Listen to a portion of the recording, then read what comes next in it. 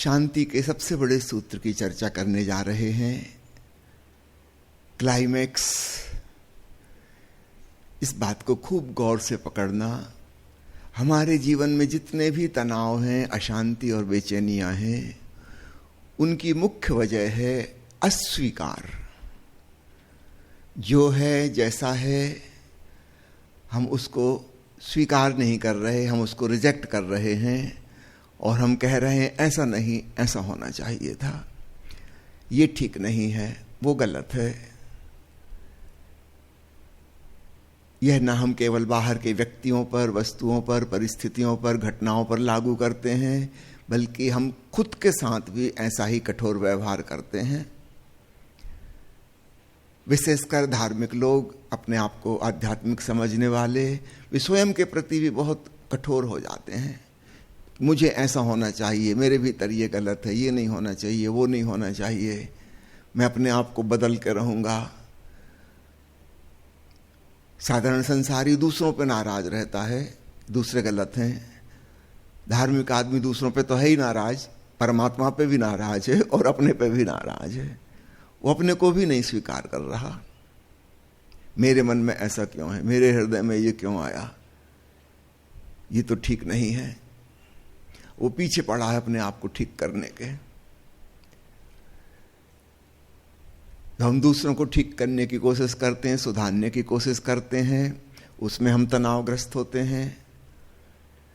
और याद रखना, सफलता कभी हाथ नहीं आती। दूसरा व्यक्ति है, उसका अपना जीवन है, उसकी अपनी पिछली कहानी है, वो उसके ढंग से चलेगा। उसके अपने सपने हैं भविष्य के, जिनको पूरा करने वो आया है। वो आपके सपने पूरे करने नहीं आया। हो सकता है वह आपकी ही संतान हो, मगर वो आपका सपना पूरा करने नहीं आए। उनकी अपनी जिंदगी है, उनकी अपनी दुनिया होगी, आपके अनुसार वो नहीं चलेंगे। तो दूर वालों की तो छोड़ो, अपने पुत्र या पुत्री भी अपनी इच्छा अनुसार नहीं चल सकते। जिनका लालन पालन आपने किया, शुरुआत से संस्कार और विचार सब आपने दिए, जीना आपने सिखाया, फिर भी उनकी अपना निजी व्यक्तित्व है। याद रखिएगा, यहां कोई मशीन नहीं है, रोबोट नहीं है। उनकी अपनी निजता है और वो भिन्नता है उन सब में। हर व्यक्ति दूसरे व्यक्ति से भिन्न है, कोई किसी से सहमत होता ही नहीं।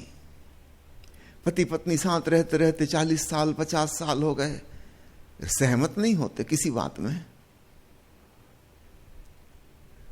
निश्चित रूप से जहां हम असहमति बता रहे हैं, अर्थात शिकायत कर रहे हैं, कंप्लेंट कर रहे हैं, वहां पर हम तनावग्रस्त होंगे। दूसरा तो नहीं बदलेगा, लेकिन इस कोशिश में हमारी जिंदगी बर्बाद हो जाएगी। जिस व्यक्ति को भी तनाव मुक्त होना है, शांति में डूबना है, उसे एक बात खूब अच्छे से समझ लेना चाहिए, यह जगत जैसा है वैसा है। आपको किसी ने ठेका नहीं दिया है सुधारने का, आप शांत रहो। ना आपसे पूछ के किसी ने बनाया है, ना आपसे पूछ के कोई चला रहा है, आप फालतू ही परेशान हो रहे हो। एक दिन आप नहीं थे, है ना, वैज्ञानिक कहते हैं कि 10 अरब साल से सूरज है, 4 अरब साल से पृथ्वी है। आप तो अभी थोड़े दिन पहले अचानक प्रकट हो गए। आपके पहले भी सब ठीक चल रहा था और एक दिन आप अचानक गायब हो जाओगे और अरबों खरबों साल तक सब चलता रहेगा। हम इस बीच में आके बिना काम के अपना अहंकार खड़ा कर लेते हैं, जैसे हम कोई बहुत महत्वपूर्ण है। जरा गौर करो, आगे पीछे कितना लंबा चौड़ा विस्तार है। हमारा होना ना होना क्या है? एक विशाल महासागर में एक लहर क्षण भर को उठी और क्षण भर में गिर गई, और ये लहर सोचती कि मैं पूरे सागर को बदल दूं। सागर ऐसा नहीं होना चाहिए, वैसा होना चाहिए। ये आपसे पूछ कौन रहा है? आपकी सलाह मांग कौन रहा है? तो खूब याद रखना, हमारे तनाव हमने ही पैदा किए हैं, और उसकी जड़ क्या है? जैसा है जीवन, हम उसको स्वीकार नहीं कर रहे। हम चाहते हैं कि ऐसा नहीं, ऐसा होना चाहिए।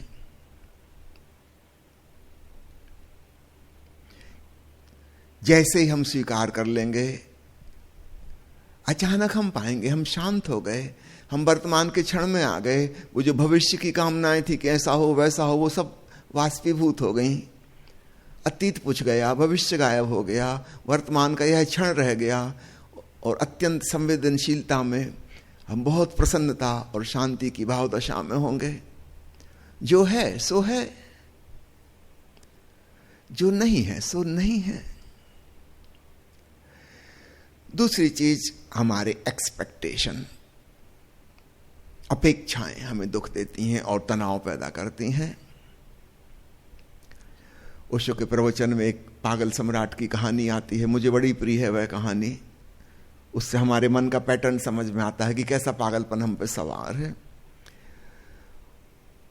उस राजा को सनक सवार हुई कि एक ऐसा गेस्ट हाउस बनवाए, अतिथि गृह, जो कि बिल्कुल परफेक्ट हो, कोई भी कमी नहीं होनी चाहिए। तो उसने उस जमाने के जितने इंजीनियर थे, मकान बनाने वाले, आर्किटेक्ट, कारीगर, उन सब की मीटिंग बुलाई। वो कहा कि पूरे राज्य का एक एवरेज फिगर निकालो, हमारे राज्य का आदमी कितना लंबा है, कितना चौड़ा है, कितने वजन का है, ताकि हम उस हिसाब से पलंग बनाएंगे, उस मकान का दरवाजा बनाएंगे। एकदम परफेक्ट होने चाहिए, न कम न ज्यादा। 4-6 महीने मेहनत करने के बाद पूरे गणित के हिसाब से एवरेज निकाला गया। उस एवरेज व्यक्ति के हिसाब से वो महल बनाया गया। सम्राट तो सनकी था, जो कोई भी उस महल में मेहमान बन के आया, उसका फिर पता ही नहीं चला वो गया कहाँ। धीरे धीरे खबर फैलने लगी कि मामला क्या है। जो भी राजमहल में गया है गेस्ट के रूप में, फिर वो वापस नहीं आया। तब धीरे धीरे धीरे भीतर से खबर आनी शुरू हुई कि वो तो समाप्त हो गए। वो प्रोसेस क्या थी, वो राजा खुद अपने मेहमान को लेके जाता स्वागत करते हुए कि विशेष महल आपके लिए है, आइए। अब मान लो आदमी 2 इंच ऊंचा था दरवाजे से, तो वहीं पे उसको पकड़ लिया जाता, बड़े बड़े पहलवान और सैनिक, और राजा उससे कहता कि आप परफेक्ट इंसान नहीं हैं, हमारा महल तो बिल्कुल गणित के हिसाब से बनाया गया है, आप ठीक नहीं हो, आप 2 इंच ज्यादा लंबे हो, तो आपको कहां से परफेक्ट किया जाए, पैरों की तरफ से काटें कि सिर की तरफ से। और वो पहलवान बड़े बड़े हथियार लिए खड़े हैं, उसको काट पीट कर नाप का कर देते, दरवाजे के नाप का। बेचारा मर जाता, परफेक्ट तो हो जाता मगर जिंदा ना रह पाता। कोई व्यक्ति समझो पलंग पे फिट नहीं बैठ रहा, वो छोटा है थोड़ा, तो पहलवान उसको खींच तान के, कोई गर्दन पकड़ के खींच रहा है, कोई उसके पैर खींच रहा है, कोई लंबाई उसकी पूरी होनी चाहिए ताकि चैन से वो सोए। चैन से क्या, सदा सदा के लिए वो सो जाता, फिर कभी उठता ही नहीं, हड्डियां टूट जाती हैं उसकी, नसें फट जाती हैं खींचतानी में। कोई आदमी मोटा है, तब वो उसका कहना है कि पलंग पे अच्छा नहीं लग रहा देखने में, इसको पतला करो, तो पहलवान उसको पीट पीट के पतला कर देते। कोई पतला था तो उसको फुलाया जाता था। एक आदमी कभी वहां से जिंदा वापस नहीं आया। हमको हंसी आएगी राजा की कहानी सुन के। कुछ ऐसा ही पागलपन, एक्सपेक्टेशन हमारे भीतर विराजमान है। हमारे मन में एक ऑलरेडी धारणा बनी है, एक फ्रेम है, पति कैसा होना चाहिए, पत्नी कैसा होना चाहिए, भाई कैसा होना चाहिए, बॉस कैसा होना चाहिए, सबऑर्डिनेट कैसा होना चाहिए। और मजे की बात है, ऐसा आदमी आज तक दुनिया में कभी हुआ ही नहीं, लेकिन हमारे मन में मैथमेटिकल फिगर है, एक फिक्स धारणा है कि ऐसा जो होगा वो सही है, उसके अलावा सब गलत हैं। और मजे की बात है, हमारे इस फ्रेम में आज तक कोई फिट नहीं हुआ, कोई फिट नहीं हुआ। और हम तनावग्रस्त रहते हैं, दुखी रहते हैं, सब पे दोषारोपण करते रहते हैं। इस पागल राजा की कहानी याद रखना, और आप अचानक पाओगे वो अपेक्षाएं ड्रॉप हो गई, अपना पागलपन समझ में आ गया। वही लोग जैसे हैं वैसे हैं, ना आप किसी की धारणा में फिट हो सकते, ना कोई आपकी धारणा में फिट हो सकता।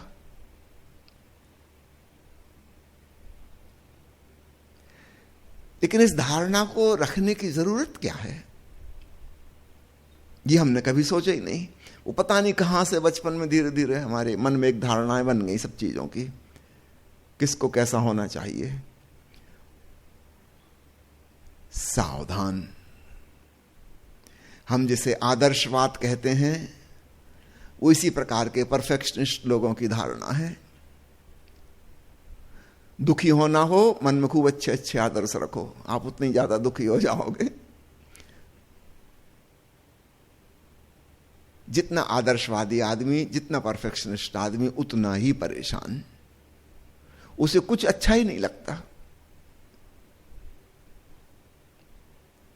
वो जो आइडियल इमेज है उसके मन में, वो कहीं पूरी होती ही नहीं। सब चीजें फीकी फीकी लगती हैं। जिस व्यक्ति को जीवन का आनंद लेना है, रस विभोर होकर जीना है, उसे सारे आदर्श हटा देने चाहिए। जीवन जैसा है उसे समग्रता से जियो। तो दूसरी बात है एक्सपेक्टेशन। ये हमें कोई चीज को स्वीकार नहीं करने देती, हम उसमें मीन मेख निकालते हैं कि ये गलती है, ये गलती है। तीसरी महत्वपूर्ण बात है, हमारे मन में अच्छे और बुरे की धारणाएं हैं। ये ठीक हुआ, ये गलत हुआ, ये अच्छा हुआ, ये बुरा हुआ। और इन धारणाओं की वजह से हम त्रस्त रहते हैं, टेंशन में रहते हैं। अगर हम गौर से देखें, जिसको हम अच्छा कह रहे थे उसी घटना में से कुछ निकल आता है जो बुरा है, और जिसको हम बुरा लेबल लगाए थे उसी में से कुछ चीज निकल आती है जो अच्छी है। तो आप किसको अच्छा हो, किसको बुरा कहेंगे? कौन सी घटना ठीक है, कौन सी गलत है? दिन में से रात निकल आती है, रात में से फिर दिन निकल आता है। कहीं कोई डिवीजन नहीं है। दिन ही आगे बढ़ते बढ़ते रात हो जाती है, रात आगे बढ़ते बढ़ते फिर दिन हो जाता है। आप गौर से देखना, हमने जिसको अच्छे और बुरे का लेवल लगाया उसमें कहां से डिमार्केशन लाइन खींचेंगे? एक बड़ी प्यारी घटना एक जापान के जैन फकीर की है। उसके पास एक बहुत अच्छा घोड़ा था, बड़ा प्यार करता था वो घोड़े को। जितना प्रेम वो अपने बेटे को करता था उतना ही प्यार अपने घोड़े को भी करता था। गांव के लोग यह सब जानते थे। फिर एक दिन ऐसा हुआ कि उसका घोड़ा जंगल गया था, रोज जाता था चरने के लिए, वापस ही नहीं आया शाम को। गांव के लोग बड़े उदास हो गए, सोचे कि वो फकीर तो बड़ा दुखी हो गया होगा। गए उसके पास, सुना है तुम्हारा घोड़ा चोरी चला गया, ये तो बड़ा बुरा हुआ, कोई ले भागा होगा उसको। बहुत सुंदर घोड़ा था, कीमती घोड़ा था। उस फकीर ने कहा, बस इतना ही कहो, घोड़ा आज वापस नहीं लौटा, तुम उस पर ये लेबल नहीं लगाओ कि ये बुरा हो गया, कि बड़ी दुखद बात हो गई। गांव के लोग तो हैरान हुए, वो सोच रहे थे कि फकीर दुखी हो जाएगा। वो तो दुखी हुआ ही नहीं, वो तो जैसा था वैसा ही है। वो कह रहा है बस फैक्ट इतना है कि घोड़ा आज शाम को वापस नहीं लौटा। This is the fact. भगवान बुद्ध एक बड़ा प्यारा शब्द उपयोग करते थे, तथाता। तथाता का मतलब है तथ्य ऐसा है, दिस इज द फैक्ट। जीवन ऐसा है, जो चीजें हमारे पास हैं फिर कभी खो जाती हैं। मिली भी तो ऐसे ही थी, वैसी खो जाती हैं। आज स्वास्थ्य है आपके पास, कोई पक्का नहीं कल रहेगा। सुंदरता है, कुरूपता आ जाएगी। गरीबी है, अमीरी आ सकती है, अमीरी है, गरीबी आ सकती है। आपका नाम है, यश है, कभी भी प्रतिष्ठा खो सकती है, अपयश और बदनामी हो सकती है। उस फकीर ने कहा चीजें आती जाती हैं, आज घोड़ा नहीं आया, दिस इज द फैक्ट। एक हफ्ते बाद घोड़ा वापस आया। वास्तव में वह चोरी नहीं गया था, जंगल में रास्ता भटक गया था। इस बीच में उसकी जंगल के घोड़ों से दोस्ती हो गई, उसके साथ कोई 1 दर्जन घोड़े और आ गए। गांव के लोग बोले कि ये फकीर तो बड़ा जानकार, इसको पहले ही से पता रहा होगा कि तो बड़ा शुभ हुआ, मुफ्त में 1 दर्जन घोड़े आ गए। वो सब बधाइयां देने आए। फकीर ने कहा किस चीज की बधाइयां? अरे तुम मालामाल हो गए, 1 दर्जन घोड़े मुफ्त में मिल गए, इनको बेचोगे इतना पैसा आ जाएगा, ये होगा वो होगा। लेकिन गांव के लोगों ने देखा कि फकीर वैसा ही शांत है जैसा पहले था, ना घोड़े के गुमने से दुखी हुआ था और ना 1 दर्जन घोड़ों के आने से प्रसन्न हो गया, जैसा था वैसा है। और उसने पुनः वही कहा कि तुम ये जो लेबल लगा रहे हो कि बहुत अच्छा हुआ, ये लेबल मत लगाओ, कुछ बुरा या अच्छा नहीं होता, बस चीजें होती हैं। गांव के लोगों का तुम्हारी बात हमारी समझ में नहीं आती। फिर ये फकीर का बेटा जो था घुड़सवारी करने लगा, घोड़ों को ट्रेनिंग दे रहा था।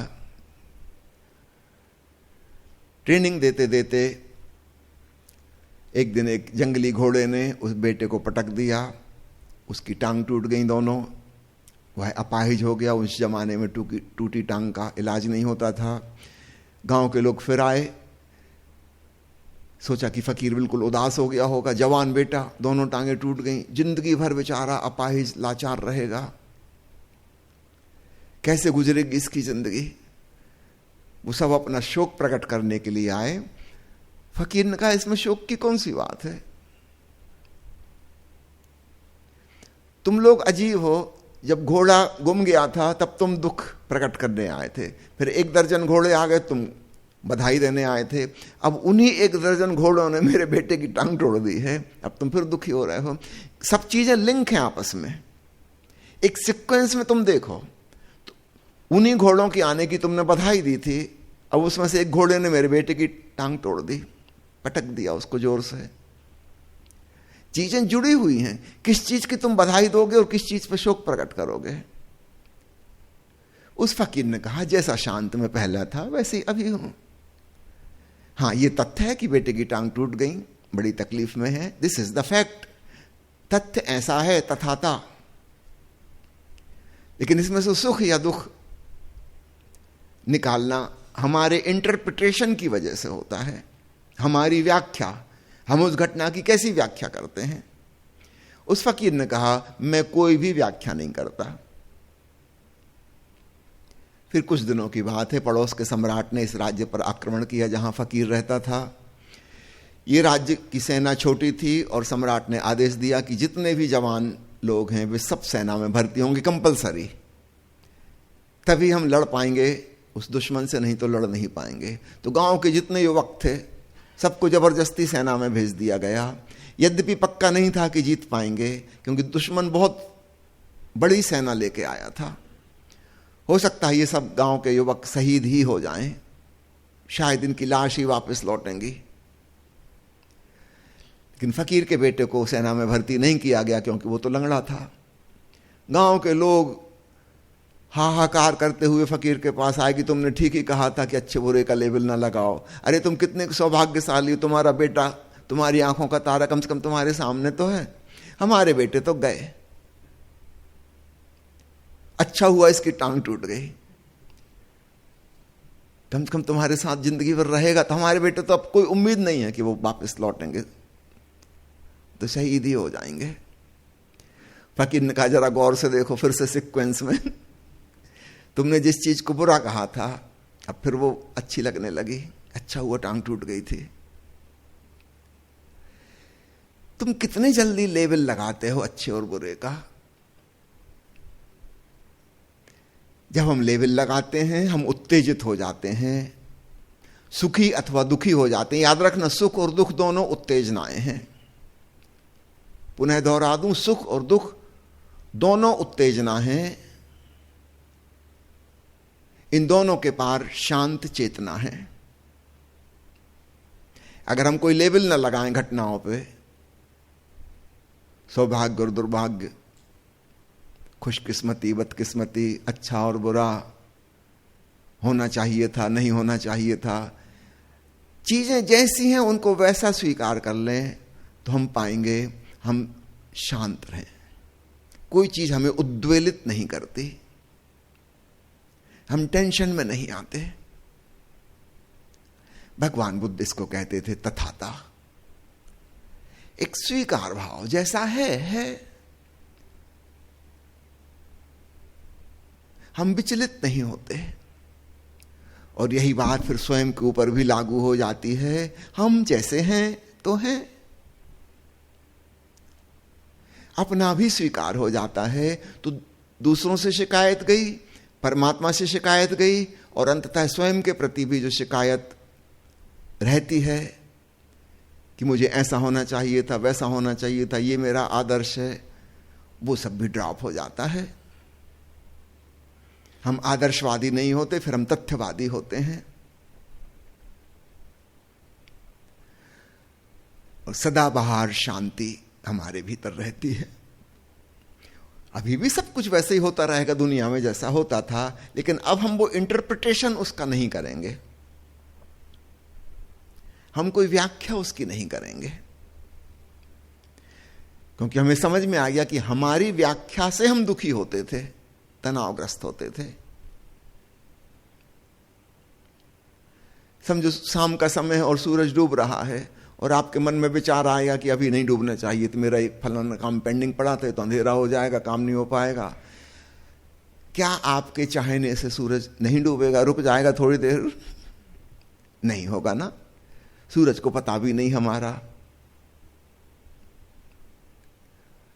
लेकिन हम परेशान होंगे कि कैसा नालायक सूरज इतनी जल्दी डूब गया, अरे 5 मिनट रुक जाता तो मेरा काम पूरा हो जाता है, अब अंधेरे में मुश्किल होगी। नहीं, अस्तित्व अपने ढंग से चल रहा है, हमारे तरीके से नहीं चलेगा। जब यह बात हमें समझ में आ जाती है, हमारा अहम विसर्जन हो जाता है और एक सर्व स्वीकार की भावना आती है। अध्यात्म की साधना के 2 महत्वपूर्ण हिस्से समझ लीजिए। पहला हिस्सा है, हम आत्मज्ञान की खोज में लगते हैं, मैं कौन हूं की तलाश होती है, और हमारे भीतर चेतना का क्रिस्टलाइजेशन होता है, जिसको कहें आत्म तत्व प्रगाढ़ होता है। यह संकल्प के द्वारा, श्रम के द्वारा, मेहनत के द्वारा होता है। अन्यथा साधारणतः आदमी दुनिया में बिखरा बिखरा है, हजारों इच्छाएं हैं उसकी, सब तरफ ऊर्जा बह रही है, बिखरा बिखरा। तो इसके ठीक उल्टा एक क्रिस्टलाइजेशन, और वह होता है दृष्टा भाव से, साक्षी भाव से, क्योंकि साक्षी एक है। मन मल्टी डायमेंशनल है, बहुचित्तवान है, लेकिन दृष्टा एक है उस सब का। तो जैसे जैसे हम दृष्टा को अपने अनुभव में लाते हैं, हमारे भीतर एकत्व घटित होता है, हमारे खंड खंड जुड़ के अखंड हो जाते हैं, स्वबोध सेल्फ अवेयरनेस घटित होती है। जॉर्ज गुरजेफ की साधना, महर्षि रमण की साधना, मैं कौन हूं, हमें यहां तक लाती हैं। लेकिन यहां पर आकर अध्यात्म की यात्रा खत्म नहीं होती। अब यहां से एक दूसरा हिस्सा शुरू होता है। स्व में अटक के नहीं रह जाना है, अब सर्व में विलीन होना है।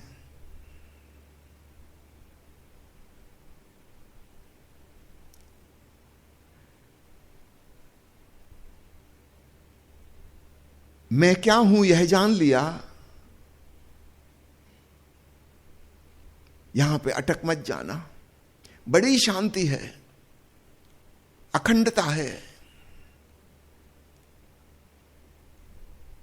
दुनिया का बाजार गया, भीड़ से छुटकारा हुआ, विचारों से छुटकारा हुआ, एक चैतन्य रह गया। अब यह भी विसर्जित हो जाए और सर्व में लीन हो जाए। अहम ब्रह्मास्मि, उसमें अहम तो नहीं रहा, कहने में कहना पड़ता है ग्रामर के हिसाब से अहम ब्रह्मास्मि, लेकिन अहम उसमें बचा नहीं, अब ब्रह्मास्मि ही है, केवल परमात्मा है, आत्मभाव भी गया। जब तक यह ना हो जाए, अध्यात्म की यात्रा को अधूरी समझना। तो पहले हम स्व की खोज करते हैं, स्व को निर्मित करते हैं, वो पहले से रेडीमेड नहीं है। गुरुजेफ कहता था कि हर व्यक्ति के पास आत्मा नहीं होती, आत्मा जन्मानी पड़ती है। श्रम से और संकल्प से पैदा करनी पड़ती है। अभी तुम केवल एक भीड़ हो, तो पहले श्रम करके स्व को पैदा करना पड़ता है और बाद में इस स्व से भी छुटकारा पाना होता है। फिर कैवल्य ही रह जाए, ब्रह्म ही रह जाए, परमात्मा ही रह जाए, आत्मभाव भी विदा हो जाए, बस एक महाशून्य। इसलिए बुद्ध इनकार करते हैं कि आत्मा नहीं है, वे अपने अनुभव से कह रहे हैं। याद रखना, उस यात्रा से गुजरे हैं। 6 साल तपस्या करके आत्मा को जन्म आया और फिर छोड़ दिया। वो बाद वाली बात बता रहे हैं कि महाशून्य है, मैं भी नहीं हूं। इसको ऐसा कह सकते हैं कंट्राडिक्टरी टर्म्स में कि self realization means realization of the fact that there is no self. थोड़ा मुश्किल होगा समझना कि आत्मज्ञान का अर्थ है इस बात का ज्ञान कि आत्मा है ही नहीं, मैं हूं ही नहीं। ये विराट अस्तित्व है। ओशो उसे कहते हैं दिव्यता, भगवत्ता। क्योंकि भगवान नाम देने में, ब्रह्म नाम देने में भी मुश्किल, हमको लगता है वहां भी कुछ व्यक्तित्व है। नहीं, व्यक्तित्व नहीं है।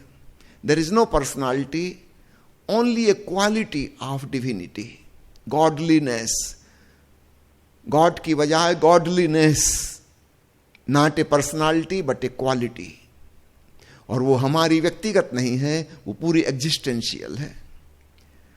आप ओंकार श्रवण करते हैं, बताइए ओंकार किसका है? आपका, आपके पड़ोसी का, किसी जाति का, किसी भाषा का, किसी देश का है?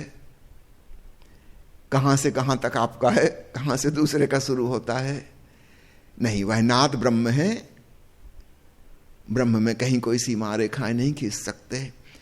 तो दृष्टा भाव में हम एक बिंदु पर आते हैं, स्वयं के होने का ठीक ठीक एहसास होता है और बाद में फिर यह भी छूट जाता है। वहां पे अटक नहीं जाना है। और इसलिए तथाता भाव, समर्पण भाव, लेट गो, आप जो भी नाम दें, सरेंडर,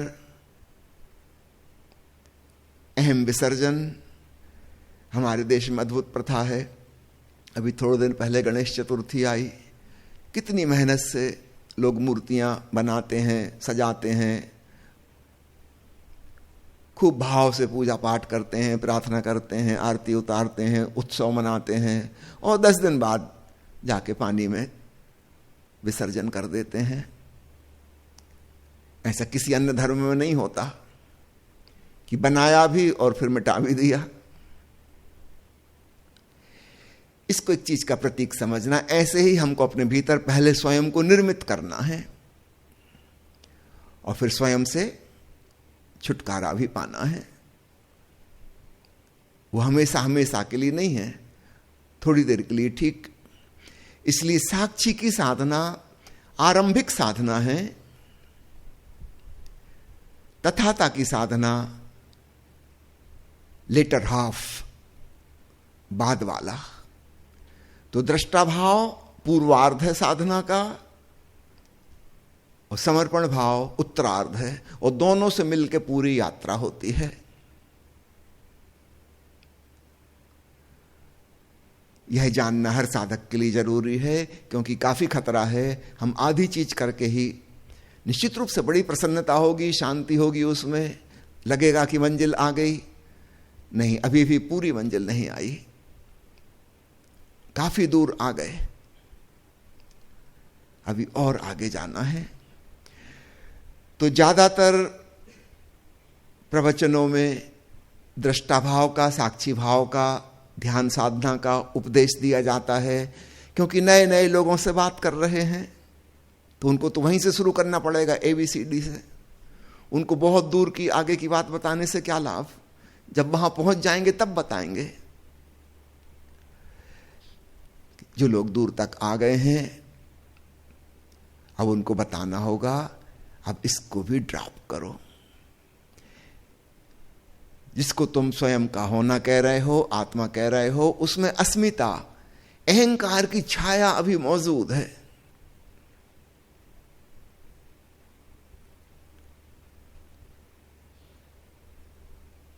छाया मौजूद है और उसका दुष्प्रभाव पड़ रहा है। अब इसको भी जाने दो, तब सर्व स्वीकार, सब कुछ स्वीकार हो जाता है। जीवन ही नहीं, मृत्यु भी स्वीकार हो जाती है, दूसरे की नहीं अपनी भी स्वीकार हो जाती है। हम जानते हैं लहरों जैसा यह जीवन है, उतार चढ़ाव हो रहे हैं, हर चीज में उतार चढ़ाव है, फ्लक्चुएशन, और यह जीवंतता का लक्षण है। केवल मुर्दा चीजों में उतार चढ़ाव नहीं होते, वो फिक्स्ड होती हैं। एक पत्थर की मूर्ति है, जैसी आपने रख दी है वैसी रही आएगी। एक छोटे बच्चे को आपने बिठाल दिया है, घंटा भर बाद आएंगे तो लगभग 99.9% पक्का है कि वो वहां नहीं मिलेगा जहां आप बिठा के गए थे। बच्चा जीवंत है, वो कोई पत्थर की प्लास्टिक की मूर्ति नहीं है। जीवन का मतलब है जहां चीजें बदल रही हैं, परिवर्तनशील हैं, लगातार परिवर्तन हो रहा है। तो जन्म होगा, मृत्यु होगी, स्वास्थ्य होगा, बीमारी होगी, सुंदरता है, कुरूपता होगी, अमीरी है, गरीबी होगी, सब कुछ चलता रहेगा, up and down, up and down. आज कोई दोस्त बना है, कल को दुश्मन बन जाएगा। ये बिल्कुल स्वाभाविक है, इसमें किसी का दोष नहीं है, ये जिंदगी का स्वभाव है। अभी अक्टूबर महीना आने वाला है, जल्दी ही पेड़ों के पत्ते पीले पड़ने लगेंगे, झड़ने लगेंगे। फिर मार्च के महीने में फिर वसंत आ जाएगा। बसंत ही आगे बढ़ते बढ़ते फिर पतझड़ बन जाएगा, पतझड़ में से फिर वसंत आ जाएगा। क्या अच्छा और क्या बुरा? पतझड़ के आने से ही नए वसंत के लिए भूमिका बन जाती है, वरना नई कोंपलें खिलेंगी कहां अगर पुरानी अपनी जगह से हटे ही ना, तो नए को जगह कैसे मिलेगी? अगर वृद्ध आदमी समाप्ति ना हो फिर तो बच्चों का पैदा होना असंभव हो जाएगा और दुनिया बड़ी कुरूप, विकराल, नरक हो जाएगी। जरा सोचो, कोई मरता ही ना हो, 2 करोड़ साल उम्र है किसी की, कोई 4 अरब साल का है, बूढ़े बुढ़ियां बिल्कुल कमर झुकी हुई लाठी टेक टेक के चल रहे हैं, सब इंद्रियां जिनकी खराब हो चुकी हैं। जिस अस्पताल में भर्ती वहां के डॉक्टर भी 5 करोड़ साल उम्र का है और वो 5 करोड़ साल पुराना इलाज कर रहा है उस जब वो पढ़ा था तब। निश्चित रूप से इस दुनिया में बच्चे तो पैदा होते ही से दम घुट जाएगी उनकी, ये दुनिया तो जीने लायक ना होगी। हम सोचते हैं मौत बुरी है, ये तो हमारा इंटरप्रिटेशन है। जरा गौर से देखो कहां बुरी है। अगर आपके पहले के लोग मरे ही ना होते कोई, तो आप इस दुनिया में हो ही नहीं सकते थे। फिर जो है जैसा है उसका एक पूरा स्वीकार, अच्छे बुरे का लेवल हटाएं, एक्सपेक्टेशन और अपेक्षा छोड़ें, जो है जैसा है। धार्मिक लोग, भक्त लोग इसी बात को दूसरे ढंग से कहते हैं, हे प्रभु जो तेरी मर्जी। ये उनके कहने का ढंग है। बुद्ध चूंकि परमात्मा को इनकार कर रहे हैं, इसलिए वे ये तो नहीं कह सकते जो प्रभु तेरी मर्जी। उनकी भाषा में प्रभु शब्द नहीं आता, वे कहते हैं तथाता, जीवन को स्वीकारो, तथ्य ऐसा है। बात वही की वही है। कोई कह सकता है कि जो भगवान की मर्जी, नियति में ऐसा लिखा है। ये नियति और भाग्य की धारणा बहुत महत्वपूर्ण हो सकती है, ठीक से समझी जाए तो हम बिल्कुल निश्चिंत हो जाएंगे, सारे तनाव समाप्त हो जाएंगे। लेकिन नासमझों ने उसको कुछ दूसरा ही रंग दे दिया। वे कहते हैं भाग्य में जो लिखा है सो होगा, इसलिए हम क्यों करें कुछ, हम हाथ पे हाथ धरे बैठे हैं। लोग निष्क्रिय हो गए, अकर्मण्य हो गए, आलसी हो गए, कर्म करना छोड़ दिया। कहते भगवान की जो मर्जी होगी होगा। ये मतलब नहीं था। भाग्य की धारणा का अर्थ यह था कि तुम चिंता मत करो, तुम अपना कर्म करो, फल की आसक्ति मत करो। निष्काम कर्म भगवान कृष्ण की जो देशना है वो भावार्थ था नियति का। चिंता लेने की जरूरत नहीं। पिछले 50-60 सालों में आदमी की चिंता का स्तर बहुत ज्यादा बढ़ा है। इतना चिंतित आदमी, एप्रीहेंशन वाला, फियर और फोबिया वाला कभी नहीं था जैसा आज है।